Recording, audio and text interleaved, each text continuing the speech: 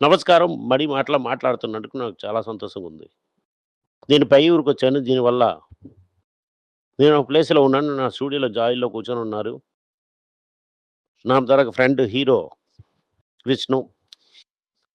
విష్ణు ఏమో ఎక్కడి నుంచి క్వెషన్ అడుగుతారు. మనం ఇక్కడ నుంచి బదులు చెప్తాను. ఓకే. నేనెక్కడో కూర్చున్నట్టు చూడండి సార్. మీరు నా పే బ్యాక్ సైడ్ గ్రీన్‌ది చూడండి సార్. మీరందరూ టూర్‌కి యాడికెళ్లారు? ఎక్కడికని చెప్పండి సార్. తేకిడిలో ఒక మీటింగ్ మాట్లాడతాను. Sir having good time sir.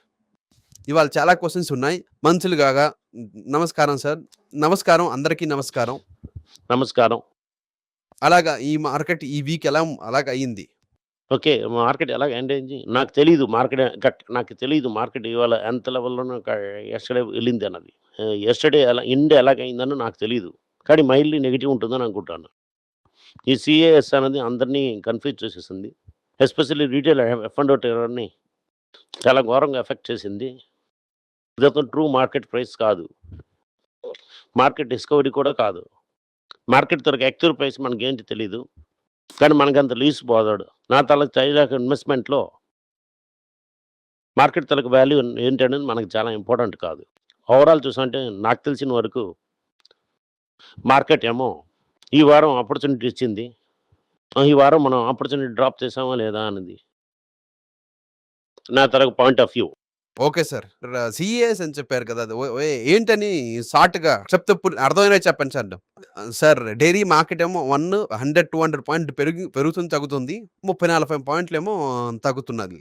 ముఖ్యమైన కారణం ఉంది సీఏఎస్ అని చెప్తున్నారు. సీఏఎస్ అనేది షార్ట్‌లో ఎక్స్‌ప్లెయిన్ చేస్తే మాకు హెల్ప్‌ఫుల్‌గా ఉంటుంది. 15 నిమిషాలకి మార్కెట్ క్లోజ్ చేస్తున్నారు. దాని తర్వాత ఏమో 350 నుంచి 330 వరకు ఆక్షన్ ఉంది. జేవ్ ఆప్షన్ సార్ అది. దాంట్లో ప్రైసెస్‌ని ఆక్షన్ చేస్తున్నారు. ఇది అడుగుతామంటే ఇదే ట్రాన్స్‌పరెంట్ ప్రైస్ డిస్కవరీ అని చెప్తున్నారు. దాంట్లో పార్టిసిపేషనే లేదు. ఒక లిక్విడ్ మార్కెట్‌లో అది వర్కౌట్ అవుతుంది. లేకపోతే దీంట్లో ఇక్కడ వర్కౌట్ అవ్వదు.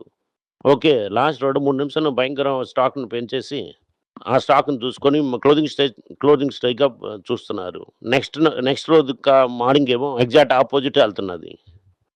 మనలాగా లాంగ్ టర్మ్ ఇన్వెస్టర్స్‌కి ఇది వోంట్ మ్యాటర్. కానీ రిటైల్ ట్రేడర్స్ ఉన్నారు కదా! ఎఫ్ఎన్ఓ చేస్తున్న వాళ్ళకి. ఎఫ్ఎన్ఓకి అదే క్లోజింగ్ వాల్యూ. క్లోజింగ్ వాల్యూ అనేది చాలా ఇంపార్టెంట్. చాలా టైం ఇచ్చిపోయి ఈ టెక్నికల్ అనాలిసిస్ అనేది పనిచేయదండి. ఈ టెక్నికల్ అనాలిసిస్ ఎలాగ పనిచేస్తుంది. లాస్ట్‌గా ర్యాండమ్‌గా ఒక టైంలో ఒక 10 మంది కలిసి ప్రైస్ సెట్ చేసి అది ప్రైస్ అనేది చాలా ఈజీగా వర్కౌట్ అవుతుంది. వర్కౌట్ అవ్వదు. ఇదవుతున్నది ప్రాబ్లమ్. ఈ ప్రాబ్లమ్ ఎందుకు సాల్వ్ చేస్తారా అని మనకు తెలీదు. ఆల్రెడీ ఒక సెక్షన్ ఆఫ్ రిటైల్ ఇన్వెస్టర్స్ ఏమో స్ట్రైక్ చేసేసారు. నేను మార్కెట్‌లో పార్టిసిపేట్ చేయమని. దానివల్ల ఎఫ్ అండ్ ఓ వాల్యూమ్ తగ్గుతుంది. ఎఫ్ అండ్ ఓ వాల్యూమ్ తగ్గిందా అంటే జీరోదా గ్రో, ఏంజెల్ వన్ అందరికీ అప్లై అవుతుంది. ఇలాగ చేసి ఇదొకరు ఏదో చేసి జైన్ స్ట్రీట్, సిటార్ ఇలాంటి కంపెనీస్ అన్నీ లాభంలోకెళ్తుంది. రిటైల్ ఇండస్ట్రీలో చాలా కష్టపడతారు. రిటైల్ ఇండస్ట్రీ చాలా టైం చెప్పాను మీరు ట్రేడ్ చేయొద్దని. మనం అనుకోని యాంటీ ఇండియన్ దేశద్రోహి చెప్తున్నారు. మనకేమో ఇక్కడ దీంట్లో గెయిన్ లేదు, ఏంటి లేదు. అదొక మెయిన్ లేదు, ఏంటి లేదు. నథింగ్ ఏమో మనకి కాంటాక్ట్ చేయవలసిన అవసరం లేదు. రైటా? ఓకే. మనం ఏ ప్రొడక్ట్‌ని అడ్వర్టైజ్ కూడా చెయ్యము. దీంట్లో ఉన్నప్పుడు, తెలివిగా ఉన్నప్పుడు మీరు అర్థం చేసుకొని, మీరు 1, 2 ఇన్వెస్ట్ చేశారంటే లాంగ్ టర్మ్‌లో పే ఉంటుంది. ఇవాళేసి రేపు డబ్బులు తీసుకుంటే అంటే ఈ రిటైల్ ఎఫ్ఎండ్‌లని గవర్నమెంట్‌కి ఎస్టీటీ టాక్స్ చాలా ఇంపార్టెంట్. ఇవాళ డబ్బులేసి రేపేదైతే గడిస్తామని అనుకుంటామంటే అలాగవ్వదు. ఎక్స్‌చేంజ్ ఎన్ఎస్‌సికి ఐపీఓ వాల్యూ చాలా ఇంపార్టెంట్. దానివల్ల ఐపీఓ వాల్యుయేషన్ ఎఫ్ అండ్ వాల్యూమ్‌ని నమ్ముకొని ఉంది. జైన్ స్ట్రీట్ ఇలాంటి కంపెనీస్‌కేమో ఒకే లాభం. ఒక సంవత్సరంకేమో 1,40,000 క్రోర్స్ లాస్ అవుతున్నది. ఓకే. ఈ లాస్ ఏమో యాంప్లిఫైడ్ అవుతుంది. ఎందుకంటామంటే సీఏ సిస్టమ్ నుంచి. మీరు స్ట్రైక్ చేసి, ఇది చేసి, అది చేసినా కూడా యూజ్ అవ్వదు. ఇది ఒక పెద్ద problem. Okay sir. Sir MDR price ఉంది కదా సార్. ఓకే. ఇన్వెస్ట్‌మెంట్ కూడా బాగా చేస్తుందది. యూపీఐ పేమెంట్ కన్నా చార్జెస్ ఏసారంటే okay. Mutual fund investment scheme మేము యూపీఐలో కనెక్ట్ చేసాం. కరెక్ట్ అవుతుంది. ఓకే. డెఫినెట్‌లీ అవుతుంది. అది కూడా బాధ అవుతుందా? సందేహం ఉంది సార్. డెఫినెట్లీ బాధ తగులుతుంది. మాటంగా నుంచేమో ఒకడు నవ్వుకొని ఒకరేమో ఫిజికల్ డెఫిసిట్ ఐడియా ఇచ్చారు కదా! మాటంగా పార్టీ ఒకళ్ళు. Right sir.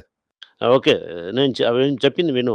అతనికి బిజినెస్ ఓకే. ఆదిత్య తలక మ్యూచువల్ ఫండ్ తలక హెడ్ అతను. ఆల్రెడీ ఆదిత్య బిర్లాలోనేమో ఏఎంసీ ర్యాంకింగ్‌లో చాలా తక్కువ. ఇప్పుడు ఏటవుతుంది ఎండీఆర్ చార్జెస్ 2% ఏయడం వల్ల మ్యూచువల్ ఫండ్‌లో ఎవరు రారు. మ్యూచువల్ ఫండ్‌లో ఫస్ట్ ప్రాబ్లమ్ ఏంటంటే కమిషనే 1% ఇస్తున్నారు డిస్ట్రిబ్యూషన్‌కి. దాని తర్వాత 2% అంటే 3% వెళ్ళిపోతుంది.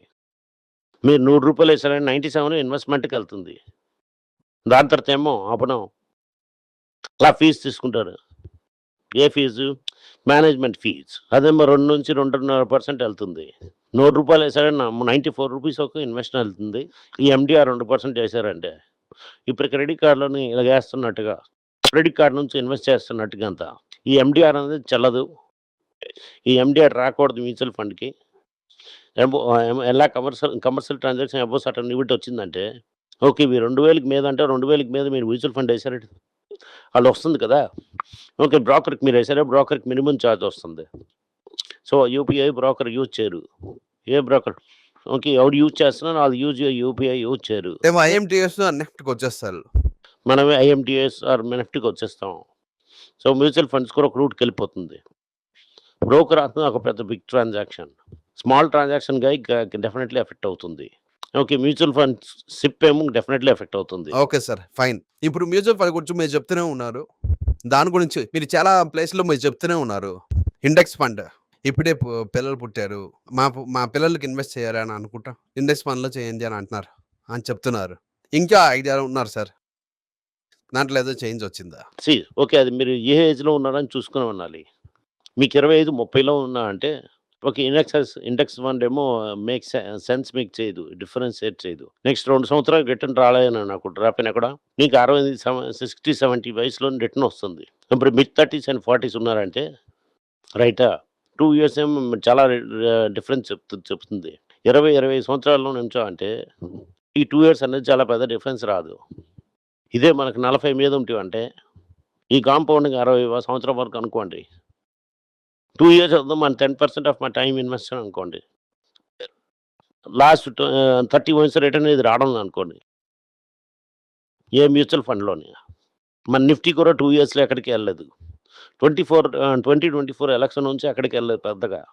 ఎఫ్‌డి రిటర్న్ కన్నా మోసంగాను, ఘోరంగానే ఉంది రిటర్న్.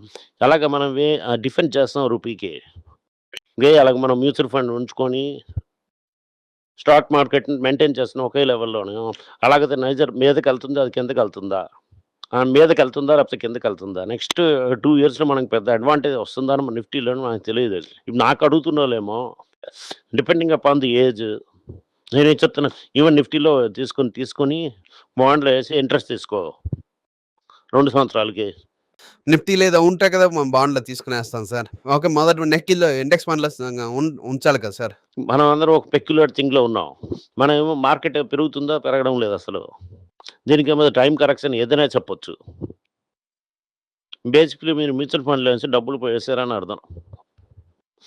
ಡಬ್ಬಲ್ తీసుకెళ్ళి వాళ్ళు తీసుకోపోయిನ ಸ್ಟಾಕ್ తీసుకొని ಮಾರ್ಕೆಟ್‌ನಿ ಮ್ಯಾನೇಜ್ చేస్తున్నారు. ನಿಮಗೆ ಏನಾದರೂ ಸಂದೇಹ ಇದ್ದು ನನ್ನನ್ನು ಕಾಂಟ್ಯಾಕ್ಟ್ ಮಾಡಬೇಕು ಅಂತ ಅನ್ಕೊಂಡ್ರಿ ಅಂದರೆ ಸ್ಕ್ರೀನ್ ಮೇಲೆ ಬರ್ತಾ ಇರುವಂತ ಮೇಲ್ ಐಡಿಗೆ ಮೆಸೇಜ್ ಮಾಡಿ ನಮ್ಮ ಟೀಮ್ ನಿಮ್ಮನ್ನ కాంటాక్ట్ ಮಾಡ್ತಾರೆ. అందరికీ నమస్కారం. పైల రోజని financial literacy money for nothing అన్నది రెండో పార్ట్. అది చెక్స్ ఎలాగా డిపాజిట్స్ ఎలాగని డబ్బులు ఎలాగొచ్చిందని బాటర్ నుంచి డిమానిటైజేషన్ వరకు కవర్ చేసాం. పిల్లలు ఏజ్ 10 to 12 పీపుల్కి చాలా యూజ్ అవుతుంది. ఈ బుక్ స్పెషల్ ప్రైజ్లో ఇప్పుడు 450కి అమ్ముతున్నాం. యూజ్ చేయండి. Thank you. Money page web పేజ్ని సబ్స్క్రైబ్ చేయండి. వారానికి 4 ప్రీమియం ఆర్టికల్స్, ఫ్రీ ఆర్టికల్ 10 నుంచి 12 ఆర్టికల్స్ వేస్తాం. సబ్స్క్రిప్షన్ మాసంకి ఏమో 99 రూపీస్ ఉంది. చెప్పిన కాన్సెప్ట్స్ ఏమో గ్రేట్గా ఎక్స్ప్లెయిన్ చేసి చెప్తాం. మీరు చదివారంటే చాలా యూస్ఫుల్ ఉంటుంది. Thank you. నమస్కారం. పిల్లల గురించి అయినా ఒక పుస్తకం లాంచ్ చేసాం. ఇది చాలా సక్సెస్ఫుల్గా ఉంది. ఎవరికి ఆ పుస్తకం కావాలని మా టీంని ట్యాగ్ చేయండి. కింద ఉన్న నెంబర్ని వెబ్సైట్ కాంటాక్ట్ చేశారంటే మీరు ఆ పుస్తకాన్ని మీరు తీసుకోవచ్చు. ఈ పుస్తకం పిల్లలు ఇంత పుస్తకం అవైలబుల్గా ఉంది. మీరు వెబ్సైట్ కొనొచ్చు. కింద ఉన్న వాట్సాప్ నెంబర్ కూడా మెసేజ్ చేయవచ్చు. Thank you. నమస్కారం.